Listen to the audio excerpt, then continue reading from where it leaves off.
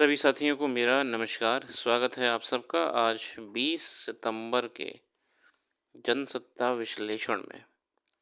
आइए शुरू करते हैं आज का जनसत्ता विश्लेषण बिना किसी देरी के। प्रथम पृष्ठ में कई राजनीतिक खबरों के बीच एक खबर है केरला को लेके। वहाँ पे सामाजिक वर्जनाएं तोड़कर केरल में शराब बेच रही हैं महिलाएं।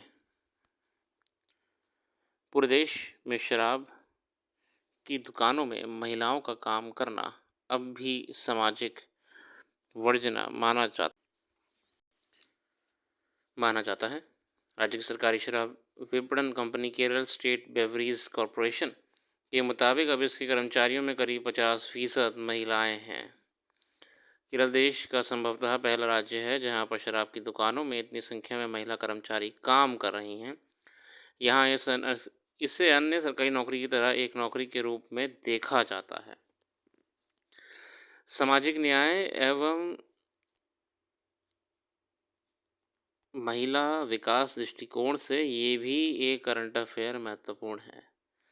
तिरुवनंतपुरम स्थित शराब की एक दुकान पर 2 साल से काम कर रही लीना ने बताया कि शुरुआत में ये बहुत घबराई हुई थी क्योंकि हम इसे मुश्किल मानते थे, लेकिन कुछ 6 महीने काम करने के बाद मुझे अच्छा लगने लगा। हमें शायद ही कोई मुश्किल होती है। कई महिला कर्मचारियों के परिवारों को शुरुआत में उनके शराब की दुकान में काम करने को लेकर आशंकाएं थी, लेकिन ये महिलाएं ही थीं जिन्हें शराब की दुकान में काम करने के लिए आधार का दरवाज़ा खटखटाया था। केएसबीसी की प्रबंध निदेशक हर्षिता अतलूरी ने बताया कि 10 साल पहले महिलाएं अदालत गई थीं शराब की दुकान में काम करने का अपना अधिकार प्राप्त करने के लिए। इससे पहले शराब की दुकानों में काम करने के लिए महिलाओं की भर्ती नहीं की जाती थी और अदालत ने सरकार को महिलाओं की भर्ती करने का निर्देश दिया था। अब हमारे कार्यबल में महिलाओं की हिस्सेदारी 50% से अधिक है। शुरुआत में शराब की दुकानों को महिलाओं के काम करने के लिहाज से मुश्किल माना जाता था, लेकिन समय बीतने के साथ महिलाओं ने पाया कि उन दुकानों में काम करना सुरक्षित है और शायद ही उन्हें किसी मुश्किल का सामना करना पड़ता है। अगर ग्राहक द्वारा रविवार की कोई शिकायत सामने आती है तो हम तत्काल प्रतिक्रिया करते हैं और पुलिस कार्रवाई करती है। शराब की दुकानों में काम करने वाली एक अन्य महिला कर्मचारी संगीता ने कहा कि हमारी एक समस्या यहाँ के काम के घंटे अधिक हैं, लेकिन हर पेशे की अपनी चुनौतियाँ होती हैं। ये आर्टिकल बहुत ज़रूरी है, ये आप लोग मेंशन कर सकते हो। आगे बढ़ते हुए अन्य आर्टिकल्स की ओर, दिल्ली में अब आतिशी नई मुख्यमंत्री बनने वाली हैं। इसके साथ साथ आज का लेख है लोकतंत्र में भरोसा। जम्मू कश्मीर में इस बार जब लोकसभा चुनावों के दौरान मतदान में वहां के लोगों ने बढ़ चढ़ कर हिस्सा लिया था, तभी इस बात के संकेत मिल गए थे कि राज्य में राजनीति की तस्वीर तेजी से बदल रही है। अब विधानसभा चुनाव के पहले चरण में 24 सीटों के लिए हुए मतदान में बुधवार को जिस तरह वहां 61.13% वोटिंग का आंकड़ा आया है, उससे साफ है कि जम्मू कश्मीर के लोगों को भरोसा अब देश के लोकतंत्र में मजबूत हो रहा है और उसे ज़्यादा ताकत देने के लिए वह लोकतांत्रिक प्रक्रिया में उत्साह से हिस्सा ले रहे हैं।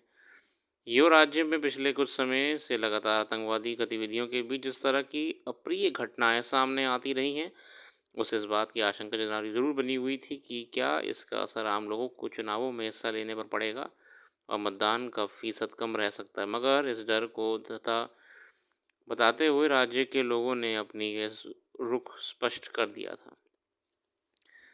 देखिए, जम्मू कश्मीर में साथियों बहुत सारे चुनावों में मुद्दे हैं। 370 का है, आतंकवाद का है, विकास का है, शिक्षा का है, रोज़गार का है। देखते हैं चुनावों का रिजल्ट आने के बाद क्या देखने को मिलेगा, किसकी सरकार बनेगी। अगर लेखें तो शासन के बरकस बिहार के नवादा जिले में नरोडा के पास स्थित कृष्ण नगर की एक बस्ती में ये देखिए, आज के भारत में सामाजिक न्याय की अगर हम बात करें तो ऐसी घटनाएं हो रही हैं, ये आज़ाद भारत के लिए शर्मनाक है। अराजकता और आगजनी की घटना सामने आई है, उससे एक बार फिर ये सवाल उठा कि राज्य में सुशासन के कथित दावे की कथा आखिर क्या है। वहाँ जिस बस्ती पर एक भीड़ ने हमला कर कम से कम 21 घरों को आग के हवाले कर दिया, वह दलित परिवारों के थे। घटना के बाद पुलिस की शुरुआती रपट में वहाँ के जिन 2 पक्षों के बीच आपस में ज़मीन पर कब्जे को लेकर हुई हिंसा का संकेत दिया गया है, वह आगे की जांच पड़ताल और कार्रवाई से स्पष्ट होगा कि इसके ज़िम्मेदार कौन हैं, मगर ऐसे ही मामलों में आमतौर पर पुलिस प्रशासन की ओर से तब तक अनदेखी की जाती रहती है, जब तक घटना तूल ना पकड़ ले। इस घटना पर भी राजनीति शुरू हो गई है और आरोपियों को लेकर अलग-अलग दावे किए जा रहे हैं। मगर निश्चित रूप से ये राज्य में कानून का राज कमज़ोर होने का सबूत है।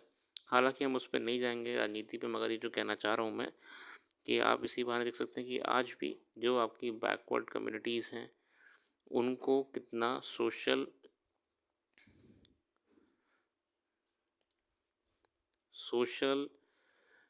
आइसोलेशन झेलना पड़ रहा है। और आइसोलेशन तो झेलना पड़ रहा है कि उनके साथ ऐसी अराजक तत्व घर जलाने तक के लिए डर नहीं रहे हैं। 21वीं सदी में जहाँ हम बात कर रहे हैं पूरे समाज को लेके आगे चलने की, वहाँ ऐसी घटनाएं दुखद हैं। आगे बढ़ते हुए ये लेख शिवराज सिंह चौहान का है, पूर्व मुख्यमंत्री मध्य प्रदेश सरकार और वर्तमान में कैबिनेट मंत्री। किसानी को लेकर है, बदल रहा है किसानों का जीवन। किसानों के प्रति प्रधानमंत्री नरेंद्र मोदी के निर्णय, उनकी नीतियों और योजनाओं में स्पष्ट नजर आती हैं। अन्नदाताओं का जीवन बदलना उनका लक्ष्य है और संकल्प भी। सरकार के तीसरे कार्यकाल पहले 100 दिन में कृषि और किसान सर्वोच्च प्राथमिकताओं में रहे। सरकार किसानों के सशक्तिकरण और कृषि क्षेत्र के उत्थान के लिए जुटी रही है। किसानों की आय बढ़ाने के लिए प्रतिबद्ध है। कृषि अवसंरचना निधि यानी AIF जैसी नीतियों में यह उद्देश्य स्पष्ट रूप से झलकता है। भारत में फसल का नुकसान बड़ी चुनौती है। इस कृषि क्षेत्र की क्षमता और लाखों किसानों की कड़ी मेहनत प्रभावित होती है। देखिए, फसल का नुकसान होना बहुत ही दुखदायी होता ही है। कृषि क्षेत्र में नवाचार के नए उपायों के तहत वैज्ञानिकों के शोध को प्रयोगशालाओं से धरातल तक उतारने के लिए प्रयास किए जा रहे हैं।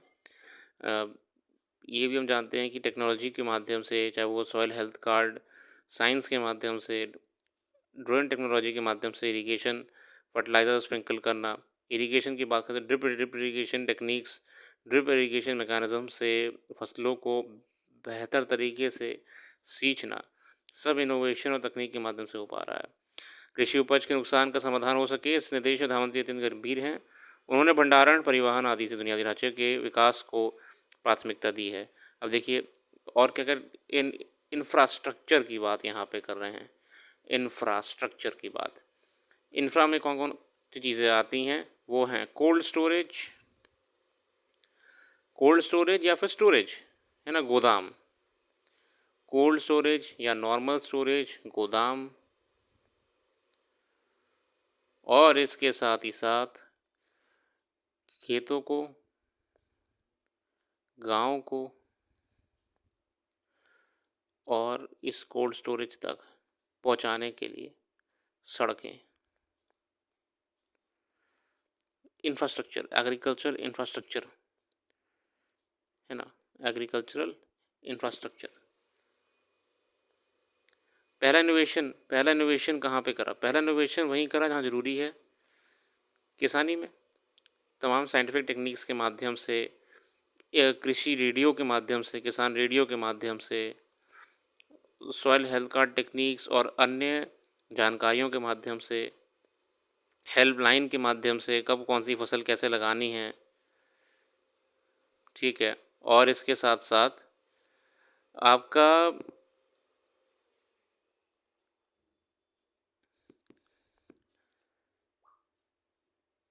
विभिन्न मॉडर्न टेक्नोलॉजीज़, जैसे ड्रोन से क्या करना है, ड्रोन से फर्टिलाइज़र वगैरह स्प्रिंकल करना।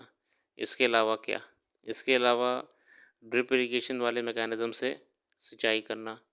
ये सारी नई तकनीकों का इस्तेमाल करके, है ना, एग्रीटेक, कृषि में तकनीक को लाना, एग्री टेक्नोलॉजी, इन सब पे काम करा जा रहा है ताकि कृषि और बेहतर से बेहतर हो सके। प्रधानमंत्री ने केवल ढांचागत विकास को प्राथमिकता दी है, बल्कि युवाओं और किसानों के बीच उद्यमशीलता को भी प्रोत्साहित किया है। इसमें लगभग 50,000 नए कृषि उद्यम स्थापित हुए हैं। सरकार के प्रयासों से युवाओं में कृषि की ओर आकर्षित हो रहे हैं और जो कि कृषि के क्षेत्र में बड़ी उपलब्धि से कम नहीं है। इन प्रयासों ने 8 लाख से अधिक रोजगार के अवसर सृजित किए हैं और भविष्य में ये संख्या और भी बढ़ेगी। खेत पर उन्नत बुनियादी ढांचे के निर्माण से किसानों को सीधे व्यापक उपभोक्ता आधार को बचने बेचने की सुविधा मिली है ना। बेसिक इंफ्रास्ट्रक्चर फैसिलिटी जो प्रोवाइड कराई जा रही हैं उससे फ़ायदा हो रहा है। फ़ायदा किसे हो रहा है? फ़ायदा हो रहा है किसानों को। ऋण जोखिम देखिए, लोन लोन भी एक बहुत बड़ी समस्या है। कम हो रहे हैं क्रेडिट गारंटी, समर्थन और ब्याज छूट के माध्यम से ऋण देने वाली संस्थाएं न्यूनतम जोखिम के साथ साथ ऋण दे सकती हैं, जिसमें उनके ग्राहक आधार और पोर्टफोलियो विविधता का विस्तार करने में सहायता मिलेगी। ये लोन स्कीम्स हैं, इंफ्रा डेवलपमेंट है, साइंटिफिक नॉलेज देना है, ये सब चीज़ें मिलके ही कृषि को बेहतर विकास कर पा रही हैं। कई योजनाएं भी सरकार चला रही है कृषि को लेके, बहुत योजनाएं हैं। ई नाम है, कृषि मंडी को लेकर है, मतलब अब इलेक्ट्रॉनिक नेशनल एग्रीकल्चर मार्केट, ई नाम,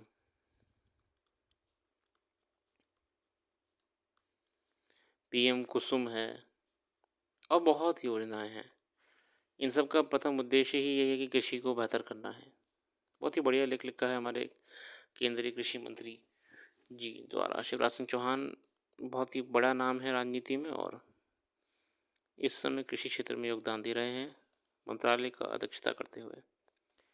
आगे बढ़ेंगे अन्य आर्टिकल्स की ओर। अंतर्राष्ट्रीय खबरों में अ,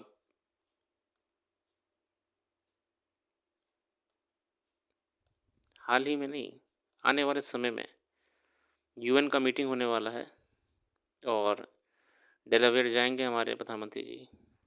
क्वाड की बैठक डेलावेयर में होगी, यूएन का मीटिंग न्यूयॉर्क में होगा, तो यूएन भी अटेंड करेंगे, फिर डेलावेयर में जाके क्वाड की बैठक होगी। वहाँ पे अन्य मुद्दों पे जापान, अमेरिका और क्वाड का चौथा देश कौन सा है ये आप बताइए। जापान है, अमेरिका है, भारत है, चौथा कौन सा देश है ये आप लोग बताइए। इसके अलावा अंतर्राष्ट्रीय चीता संरक्षण परिसर बनाने का लक्ष्य तय, चीता परियोजना को और बेहतर गति देने का प्रयास करा जा रहा है। हालांकि कई खामियां निकल के आई हैं इस परियोजना में। सबसे बड़ी खामी तो पहली यही थी कि हमारा देश जहाँ पे कभी एशियाटिक चीता हुआ करता था, वहाँ पे हमने अफ्रीकन चीतों को इंट्रोड्यूस कर दिया है। हमें असल में एशियाटिक चीता चाहिए था। भारत जो है, जो 1950 के बाद विलुप्त हुए थे, 1950 तक हमारे ये चीते वो थे एशियाटिक चीता प्रजाति के। हम अभी जो इनको लाए हैं, इन भाई लोगों को, ये हैं अफ्रीकन चीता है ये, तो स्पीशीज़ ही अलग है अपने आप में। कोई बात नहीं, मगर फ़िलहाल इसका प्रोजेक्ट को कामयाबी के तौर पे देखा जा रहा है और इसे और विस्तार करा जा रहा है। चीता परियोजना के 2 वर्ष पूरे होने पर 17 सितंबर को राष्ट्रीय बाघ संरक्षण प्राधिकरण द्वारा जारी रिपोर्ट में कहा गया कि इस वर्ष में अंत तक गांधी सागर वन्यजीव अभयारण्य में चीतों का एक नया समूह लाए जाने की संभावना है तथा उन्हें अगले 5 वर्ष तक खुले परिवेश में छोड़ा जाएगा। गांधी सागर में चीता लाने की कार्य योजना के अनुसार पहले चरण में 5 से 8 चीते को 64 वर्ग किलोमीटर की शिकारी रोधी बाढ़ वाले क्षेत्र में छोड़ा जाएगा, जिसमें प्रजनन पर ध्यान किया जाएगा। रिपोर्ट में कहा गया कि मध्य प्रदेश और राजस्थान की अंतर्राष्ट्रीय सीमा पर ये दोनों स्थल एक दूसरे से सटे हुए हैं। इसमें कहा गया है कि परियोजना चीता के तहत देश का लक्ष्य अगले 25 वर्ष के भीतर मध्य प्रदेश और राजस्थान के कूनो गांधी सागर परिवेश में एक अंतर्राज्यीय चीता संरक्षण परिसर का निर्माण करना है। तो और एक्सपांड करने का प्रयास करने वाली है गवर्नमेंट और करेगी भी। और अगली खबर हमारी कनाडा को लेकर है। कनाडा में अंतर्राष्ट्रीय विद्यार्थियों के लिए अध्ययन परमिट में कटौती की है। अभी ना जो स्टडी वीज़ा वगैरह लगते हैं बहुत मुश्किल से लग पा रहे हैं। कनाडा ने अंतर्राष्ट्रीय विद्यार्थियों के लिए अध्ययन परमिट में कटौती करने का ऐलान किया है, जिससे बहुत से भारतीय नागरिकों के प्रभावित होने की आशंका है। प्रधानमंत्री जस्टिन ट्रूडो ने बुधवार के देर रात इसको लेकर ट्वीट भी करा। तो फिलहाल ये कई अंतर्राष्ट्रीय खबरें हैं और राष्ट्रीय खबरें आज के लिए रखते हैं। अपना कीमती समय देने के लिए बहुत बहुत धन्यवाद। आपका दिन शुभ हो।